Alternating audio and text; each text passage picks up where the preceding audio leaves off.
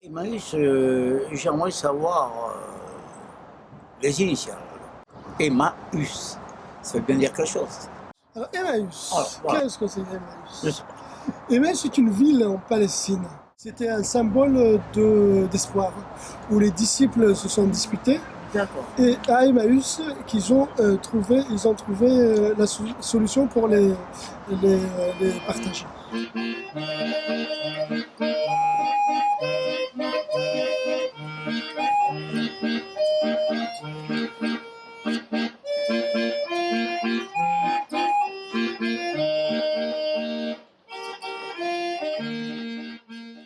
Nous, on était dans la misère, on était dans la rue, hein, nous, les compagnons, et on avait trouvé la porte ouverte à Emmaüs et qui nous ont accueillis. Et là, on est là, avec le travail, on aide d'autres gens. C'est une belle façon de voir les choses, belle idée pour aider les gens qui sont dans le besoin. Je suis collectionneur de disques, vinyles et CD. Et là, on trouve des CD en bon état, à prix intéressant. Emmaüs, c'est 1954, avec ma grand-mère. Les premiers appels de l'abbé Pierre. Non, il n'y en a qu'un seul. Avant d'être stagiaire, franchement, je connaissais pas trop. Je connaissais l'abbé Pierre, des choses comme ça, mais le fonctionnement, je connaissais pas du tout. C'est la charité sans la pitié. Le principe, c'est d'acheter peu cher des choses dont les gens n'ont plus d'utilité. Ils donnent à Emmaüs et comme ça, Emmaüs fait profiter des personnes en difficulté. On profite des dons pour après aider quelqu'un d'autre. Au lieu de gaspiller, de jeter, je trouve que c'est une action d'un côté solidaire et aussi écologique. Ce qui m'a vraiment attiré, c'est disons le projet de l'abbé Pierre, les idées de l'abbé Pierre. Honnêtement, ça transcendait même ma situation parce que ça m'a touché. C'est un projet de souffrance, c'est vrai, mais de souffrance édifiante, puisque ça nous permet effectivement de nous instruire sur ce que peut représenter l'être humain, tout ça, etc., le rapport aux autres. Ça évoque la solidarité quelque part. Quand j'étais petite, on venait toujours venu déposer des affaires dont on ne se servait plus avec mes parents chez Emmaüs à plan de campagne. Donc j'ai plus connu Emmaüs dans ce sens-là où on aidait nous les gens en donnant des choses. Et puis depuis quelques années, maintenant j'ai vu qu'il y avait la boutique à Aix-en-Provence.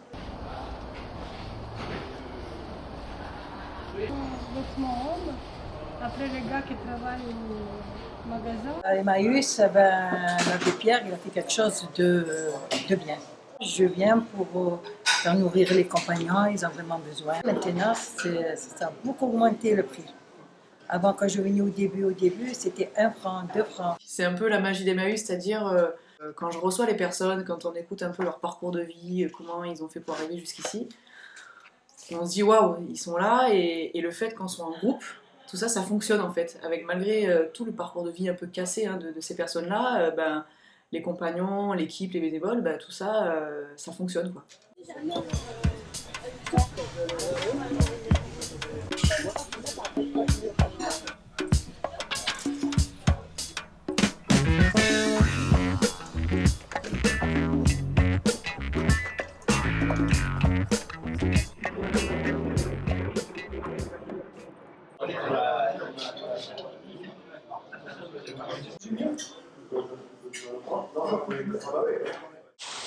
Est-ce que vous hébergez dans ces bâtiments? En fait, c'est un lieu de vie. C'est pas seulement un lieu de vente. C'est un lieu de vie. C'est un lieu de vie. D'accord. Donc toutes les personnes que vous voyez travailler ici sont hébergées. C'est sympa ce que vous faites. Bah, c'est vous aussi, parce qu'en fait, vos achats permettent de faire vivre Bien et sûr. de pouvoir héberger ces personnes. Je pense qu'il y a à parler surtout, c'est des compagnons. C'est quelque chose qui est, je pense, qui est pas connu, que moi-même je connaissais pas, que d'autres connaissent pas, vu de l'extérieur. C'est des compagnons, c'est quelque chose, ouais, on n'imagine pas, on croit que c'est des gens, c'est que des bénévoles.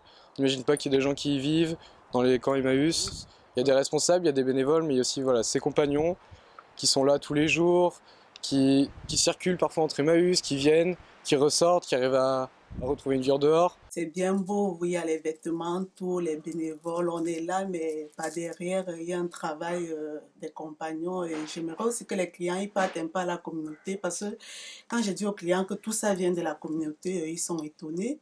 Il y a des gens quand même qui viennent de tout horizon et qui peuvent éventuellement cumuler des handicaps un peu partout dans la vie. Et Emmaüs, c'est c'est une grande maison dans laquelle à la fois les gens trouvent un petit peu leurs aspirations, mais aussi un tremplin peut-être pour passer à autre chose. Les gens qui nous reçoivent, ce ne sont pas des vendeurs. On sent qu'ils ont une histoire derrière eux. Parfois, ils ont un accent. C'est quelque chose qui fait la singularité d'Emmaüs. C'est l'accueil.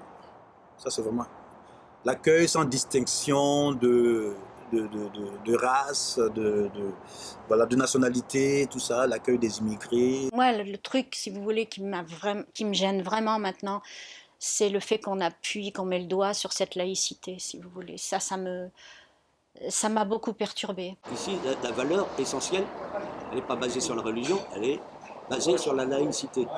C'est-à-dire qu'on s'entend tous ensemble, sans s'occuper de la religion de l'autre, etc. C'est qu'on a des choses en commun, c'est le partage. Emmaüs, c'est un endroit où les minorités, toutes les personnes qui n'ont pas de place sur le marché actuel, se retrouvent à Emmaüs. Donc ça aussi, finalement, les gens ont une place.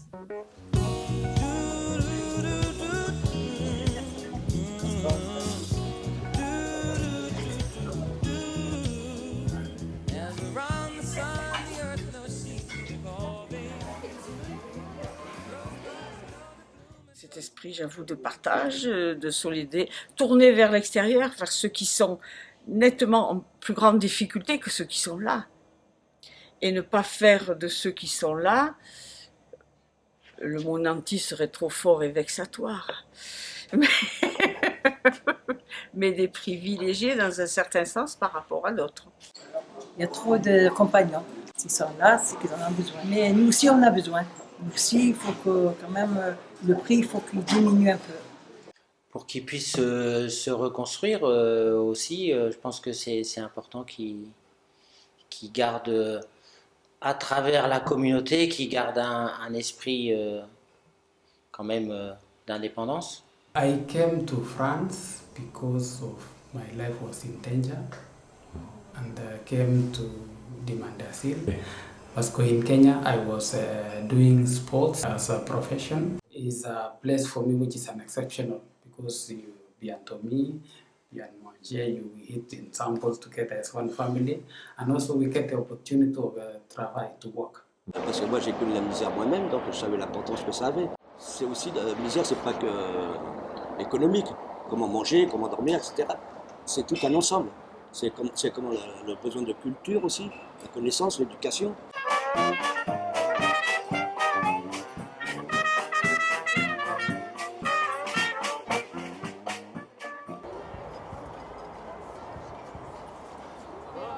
Nous, compagnons, on le sait, on était dans la rue, on sait qu'est-ce que c'est la misère, mais là, ça devient de pire en pire.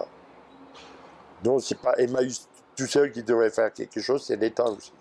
Enfin, il n'y a pas de solutions qui sont proposées par les politiques, de mon point de vue, de quelque bord qu'ils soient. Emmaüs, c'est apporter des réponses à ces situations d'exclusion. Et il ne s'agit pas seulement de prendre en charge charitablement les gens en difficulté, mais c'est aussi militer pour que la situation évolue.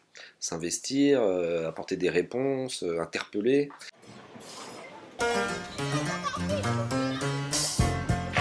La plupart des gens qui viennent à Emmaüs sont des gens qui vivent dans une situation lamentable. L'unique ami que j'ai, c'est mes cigarettes, la télé et l'Internet, l'ordinateur. J'ai pas d'amis. Et toujours, je vis seul. C'est la première fois que je contacte et je vis avec des gens. Je trouve que la solitude, c'est une maladie. Donc il faut s'approcher des gens pour se comprendre, pour changer des idées, voilà. Et grâce à Emmaüs que j'ai commencé un peu à contacter les gens. La joie, c'est d'être ensemble, on n'est pas tout seul. Enfin, c'est une petite famille aussi. De temps en temps, on fait la guerre, mais la plupart du temps, on est bien. Il a pris 2 branches et avec ces branches, il a fait de la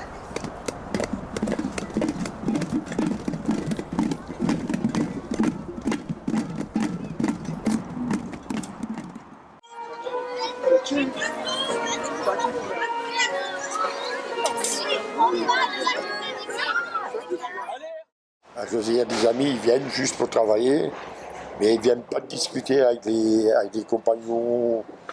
Ils discutent plus qu'avec le responsable qu'avec les compagnons. Il faudrait un peu dire que c'est grâce aux compagnons que la communauté marche.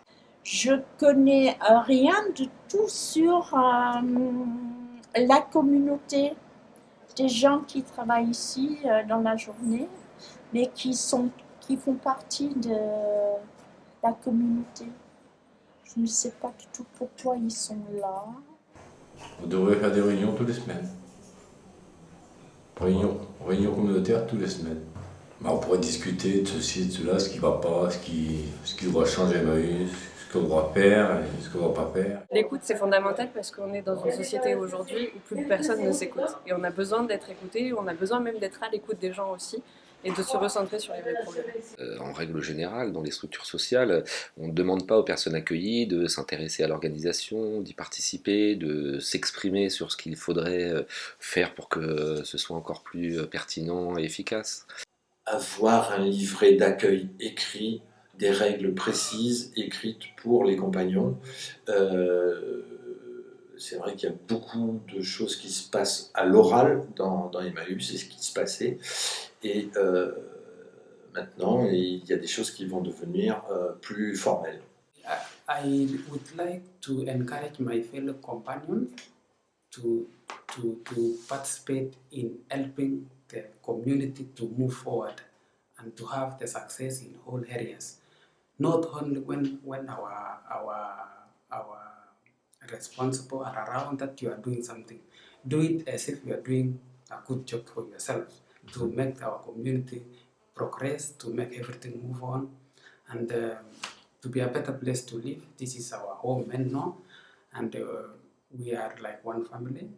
Nous, compagnons, par exemple, si on a un problème, il faut éviter effectivement de blesser le compagnon lui-même, mais il faut aussi éviter de blesser le responsable. Ce qu'il faut changer, c'est le comportement aussi du bénévole vis-à-vis du compagnon. Mais il y a des gens qui ont un comportement tel qu'on a l'impression qu'ils ne savent pas même ce que c'est que le bénévolat.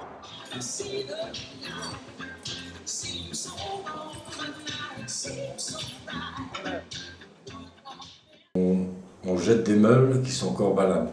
Il faudrait des compagnons qui savent réparer les meubles. Emmaüs, c'est pas une déchetterie. Tout le monde croit que c'est une déchetterie, mais non.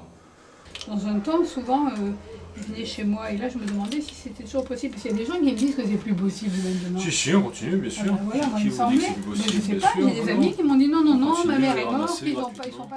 J'ai beaucoup entendu dire autour de moi que Emmaüs maintenant, il reprenait plus rien, il refusait si c'était un peu abîmé et tout. Le truc, c'est de prendre des choses qui sont un peu abîmées ou un peu salies et qu'on les nettoie et qu'on les répare et qu'on les remet en circuit. On manque de techniciens.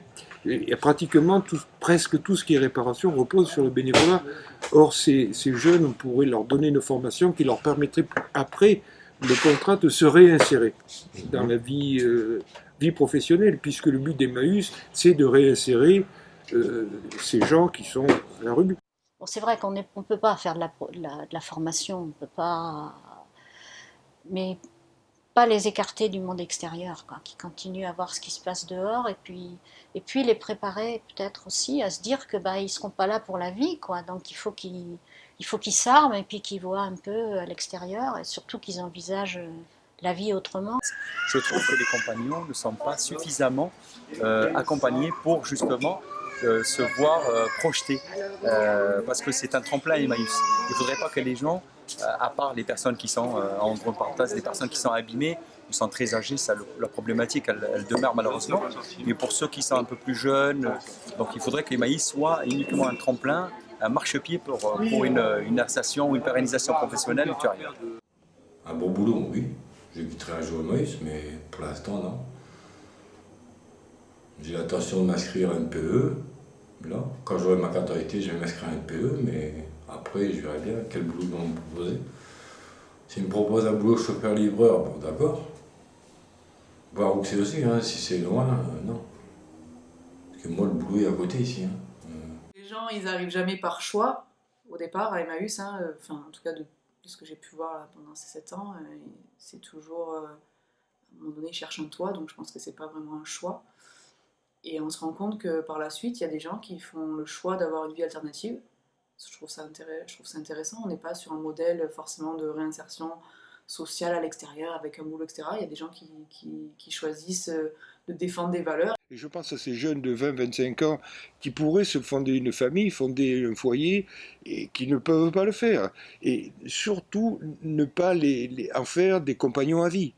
Non pas que ce soit mal, mais un jeune de 25 ans a autre chose à faire que être compagnon à vie. Que ce soit juste un endroit où ils peuvent se poser un moment, et puis pour repartir sur autre chose, que ce ne soit pas une fin en soi, que ce soit juste une pause. Il y en a qui y arrivent, mais je dois reconnaître qu'il n'y en a pas beaucoup, parce qu'il y en a qui essaient et qui reviennent, parce que ça ne marche pas à l'extérieur.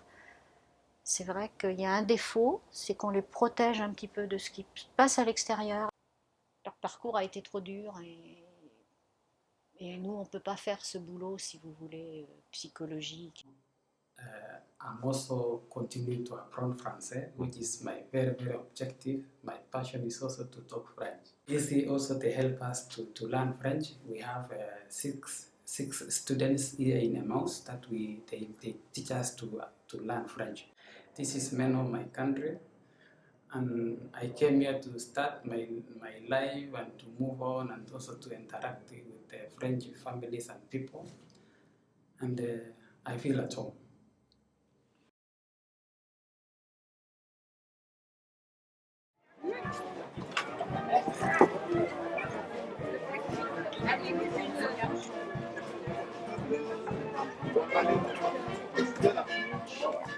Moi, je trouve que c'est bête de garder, d'avoir ici des choses qui traînent pendant des mois parce qu'ils ont un certain prix dessus. Des horaires d'ouverture que je connais pas et ça m'est arrivé déjà d'arriver devant les portes fermées. C'est un peu difficile peut-être de trouver l'endroit même, mais bon. Dehors, c'est vraiment un peu le souk des fois. J'habite à Paris, en centre-ville. J'ai pas l'impression qu'il y ait beaucoup de points relais qui permettent justement de communiquer là-dessus et de montrer qu'il existe comme des petits magasins comme ça en centre-ville. Faciliter le retrait des meubles chez les gens, peut-être être moins je sais pas, d'après ce qu'on m'a dit, hein, parfois ils viennent pas, ils sont regardants. Si c'est le cas, peut-être être moins regardant. Parce que je pense que tout peut se vendre. On a l'impression quand même ces derniers temps, quand on les appelle, il y a des choses qu'ils ne veulent pas. Donc, les dernières fois qu'on a eu appel, au final, on les a plus appelés. On est allés nous-mêmes déposer au secours populaire. Depuis que j'ai commencé à faire les Emmaüs, je me suis rendu compte qu'effectivement, l'image est souvent écornée et partout où je passe, souvent je suis éclaboussé. Dès que je dis, même au niveau de ma famille, parce que les gens ont toujours cette image d'Emmaüs des années 49, 50, où bon, voilà, c'est des repris des issus, des alcooliques, des drogués. Le côté pervers d'Emmaüs, c'est qu'on voit se développer ces dernières années des professionnels en fait, qui viennent systématiquement, qu'ils arrivent, qu'ils occupent la première place. Il n'y a qu'à les voir devant l'entrée en train de courir. Et dommage, ça nuit un petit peu l'image d'Emmaüs.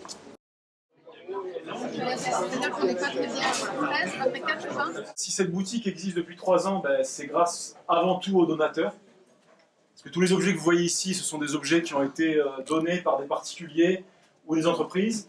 Et c'est ce qui permet de faire vivre Emmaüs, en tout cas les communautés Emmaüs, depuis 60 ans. Et ça nous permet de continuer à accueillir des personnes en difficulté, que sont les compagnons, des personnes qui pour la plupart sont à la rue, sans travail. Donc grâce aux donateurs, cette boutique existe. Elle existe aussi grâce aux bénévoles qui viennent nous donner un coup de main, très souvent.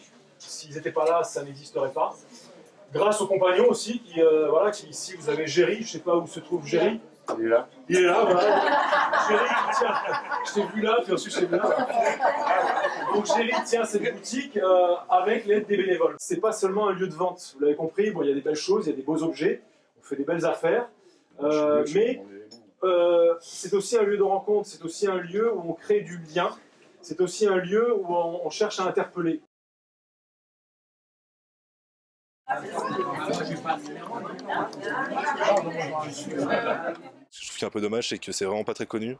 Genre, par exemple, je vois mes amis, il y en a qui viennent acheter ici, mais ils savent pas du tout qu'il y a des compagnons qui dorment là, qui vivent ici. Et donc faire plus de communication par rapport à ça, ça pourrait être pas mal. Donc ouais, moderniser un peu l'image en fait. Surtout faire un stand d'information. Quand les gens ils arrivent, ils sont pas uniquement là pour donner des sous. Ils sont là pour un peu fouiner. Et il y a certains gens, ils savent pas qu'est-ce qu'on fait à l'intérieur. On avait essayé avec un blog, ça a marché un an et demi, et puis ça, on s'use, on ne met plus rien sur le blog parce que sur le coup on n'a pas d'idée, et puis on s'aperçoit que ça fait 3 mois qu'on n'a rien mis, donc bon, et le blog il s'effondre. Il y a des dépôts-ventes qui font leur vente par internet. On peut acheter par internet. Mes amis, au secours. Une femme vient de mourir gelée. Il faut que ce soir même, dans toutes les villes de France, des pancartes s'accrochent sous une lumière, dans la nuit, où l'on lise ces simples mots: toi qui souffres, qui que tu sois, entre, dors, mange, reprends espoir, ici on t'aime.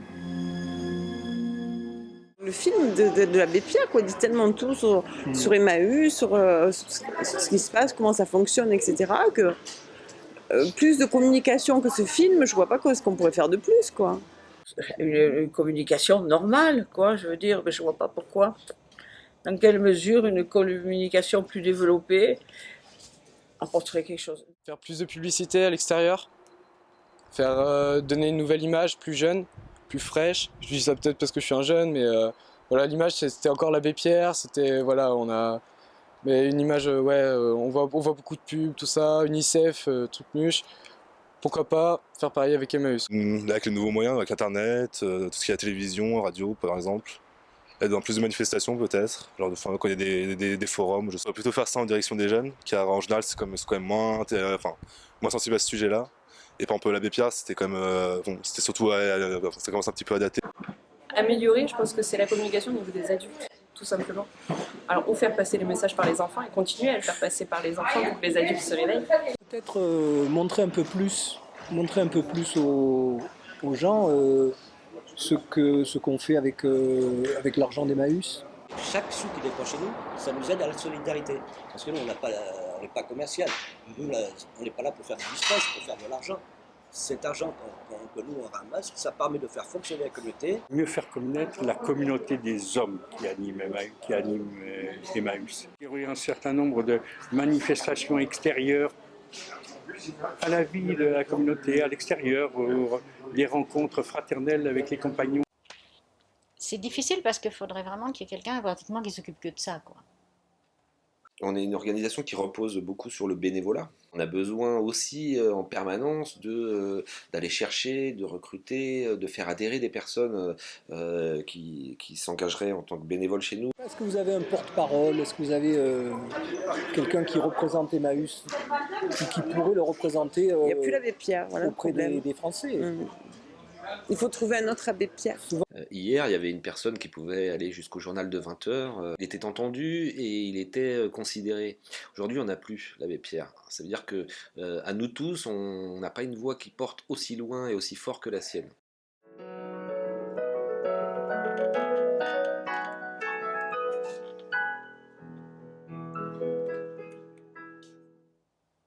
Déjà, la communication interne, il faudrait vraiment qu'on fasse déjà gros truc ici, parce que souvent on n'est pas au courant de tout. Il y en a un qui a une information et l'autre qui l'a pas. Le fait qu'on n'est pas tout le temps là, qu'on va, qu'on vient. Parler un peu plus des actions, mais hors de la communauté, qui nous portent hors de la communauté. Par exemple, celle qu'on fait avec le Bénin en ce moment, comme quand on fait les journées de l'eau, ça s'ouvre. Je crois qu'il faut surtout s'ouvrir à l'extérieur. Mais s'ouvrir à l'extérieur, ça ne veut pas dire pour ça changer la communication. Quand on connaît ce qui se passe derrière, on n'a pas les mêmes démarches, on ne fait pas les mêmes achats, on pense plus peut-être à venir donner aussi. Quand on va faire une présentation d'Emmaüs dans les lycées, dans les écoles et tout ça, je trouve que là c'est intéressant du coup. Parce que là on peut toucher effectivement des personnes qui ne sont pas du tout proches d'Emmaüs. Et on met en avant la vente, quoi, la partie économique. Mais ce qu'on est, ce qu'on défend, on ne communique pas.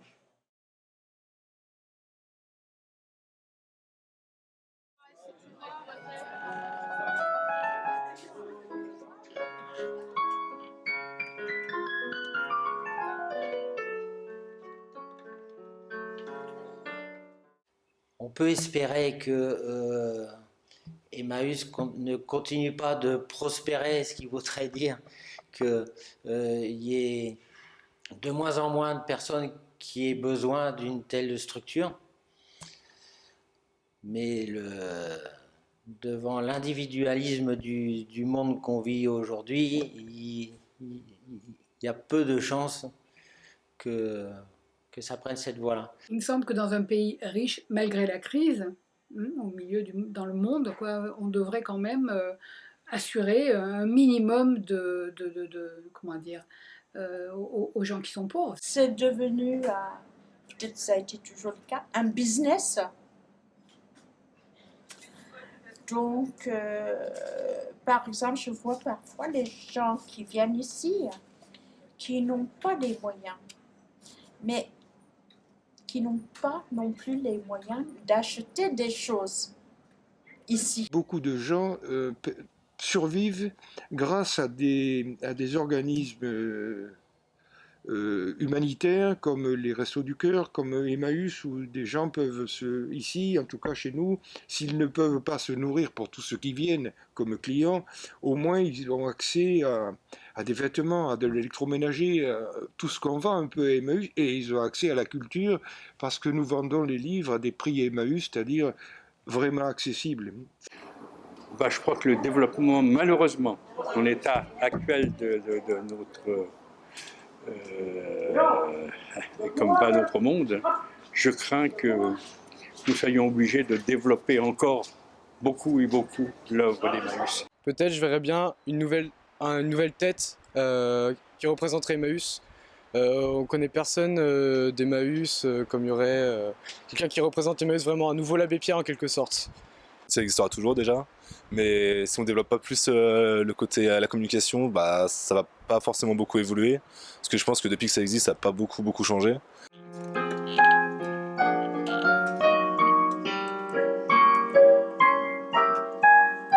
J'espère que il y aura des naissances d'Emmaüs, voilà, des nouveaux centres qui vont s'ouvrir. Et accessible pour tous. Ouvrir une autre boutique, pourquoi pas, dans d'autres villes qui n'en ont pas. Pourquoi pas encore embaucher d'autres jeunes comme moi qui arrivent, qui sont un peu perdus, parce que j'avoue que j'étais perdue et ils m'ont récupérée.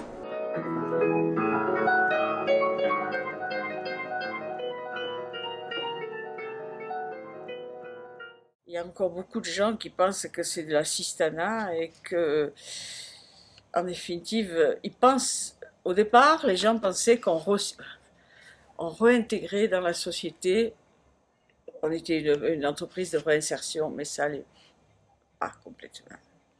On s'ouvre à la mixité, donc je pense que ça va changer. Mixité, couple, qui peut dire peut-être enfant, qui peut dire, voilà, donc effectivement ça va beaucoup bouger.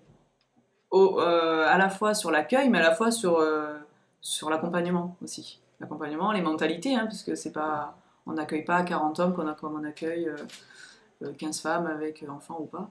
Emmaüs a été un peu précurseur sur les questions du réemploi, du recyclage, de la gestion des déchets. Aujourd'hui, toutes ces belles initiatives commencent à devenir, à intégrer un secteur un peu plus concurrentiel. Je pense qu'il serait assez pertinent de la part des décideurs politiques de valoriser ce qui peut être fait par les associations et particulièrement par le mouvement sur ces aspects-là. Je pense que ça va déjà s'internationaliser plus encore, parce qu'il y a de plus en plus de relations avec les autres pays. Donc je pense que c'est plus l'Emmaüs qui a démarré en 1954. Si on prend bien le virage justement des recyclages et tout ça, je pense que ça peut perdurer. Faut bien qu'on prenne le train, là, qu'on ne se fasse pas manger par les gens qui font ça pour de l'argent. Parce que je pense qu'on arrive dans une époque où il va falloir que ça soit la solidarité qui marche, parce que c'est pas possible autrement, quoi. Il faut du courage, il faut qu'on soit courageux. Même si c'est difficile, il faut tenir le coup. Voilà.